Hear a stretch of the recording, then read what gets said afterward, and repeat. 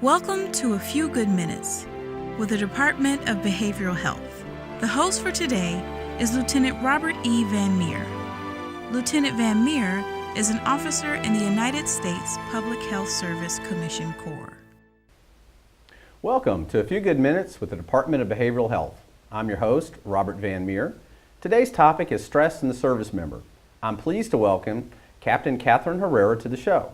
Captain Herrera is a licensed psychologist and is currently serving as a behavioral health officer assigned to the 82nd Cab at Fort Bragg, North Carolina. Welcome to the show. Thank you. I appreciate the invite. So, Captain Herrera, what exactly is stress? Stress can be thought of as our response to any demand or stressor. It can be a variety of things. Some examples are situations that make you feel fearful or make you feel challenged in some way. Perhaps you feel pressure to perform to a certain level, but it doesn't necessarily have to be a bad thing. So stress is normal? Exactly. Stress is normal. It could even be excited anticipation for something that you're looking forward to. That's a form of stress. It's just positive stress. So do our service members experience different levels of stress versus their civilian counterparts?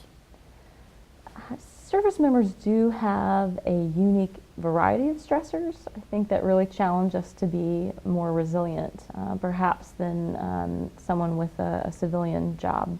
So the service member can be worried about not only being deployed, but what's happening to their family back at home. Right, exactly. What does that kind of level of stress do to our body and our mood? People have probably heard the term the fight or flight response. Right, that's when our body prepares itself to go to battle or to run away. Exactly. So that's just our basic stress reaction. And there's a few things that go along with that. Even though we can all be a little bit different in how we experience stress, there are some basic things that tend to happen whenever we feel stressed. So just to kind of review some of those, our adrenaline tends to go up. Our heart rate goes up, breathing rate goes up, and breath can become more shallow. We tend to have muscle tension. Our digestive system actually tends to slow down, and cortisol levels rise. That's our stress hormone. And our immune system is actually suppressed when we feel stressed. So is that why some people get colds or the flu or feel run down when they're dealing with a lot of stress? Exactly. And everything that goes into that, it's all part of a great system for responding to time-limited stressors. Where we can run into some problems if we don't know how to manage it effectively is when we have long-term stressors and we experience that stress response drawn out over a long period of time at high rates. That's when we can tend to feel exhausted, we can become irritable, experience more anxiety than we usually would, and after a long period of time, it can actually lead to clinical depression. So you mentioned about stress management. So are there things that the service member can do to help manage their stress? A big part of that is just getting to know yourself, because different things work for different people. So the simple behavior of slowing your breathing down and regulating your breathing actually has a really calming effect, and it directly counters that fight or flight response that we experience. And that's my personal favorite. Yep. That's the one that I like to use. I really I like that one too, and I know it sounds really simple, but it's really effective. Yeah, it is one of those. It's like just concentrating on my breathing, and wait, I do feel more relaxed. Right. And another one that is one of my favorites is exercise. And there's been a lot of studies that support that exercise is super helpful just for our total well-being. I can picture a service member out there wondering, does PT count for the exercise, or are we talking about more exercise than that? It counts. It does count, and I think whether or not you want to do more probably depends upon whether or not you enjoy your unit PT.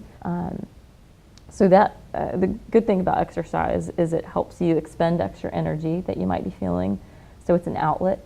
It also influences the chemicals in our brain that are associated with a more positive mood. And there's lots of studies showing that it's good for general brain health and obviously our body's health as well. Are there some other things that a service member can do?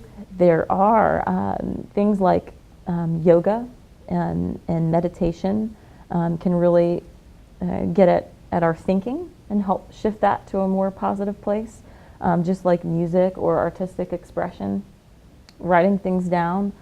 Because we're social beings, generally just talking to someone about what stresses you out can be super helpful. It gives a little bit of distance, it helps you come up with new ideas, and it helps you feel less isolated. So our battle buddies. Exactly. There's a reason why we've got this battle buddy system, and it's stuck around so long. Yeah, it's effective.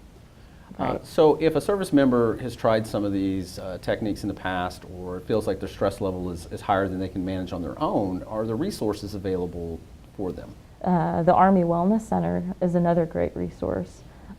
It's got stress management classes as well as just general wellness education. All of that stuff can help. And there's also, if you have family-specific stress, the Family Advocacy Program, or FAP, is a helpful resource.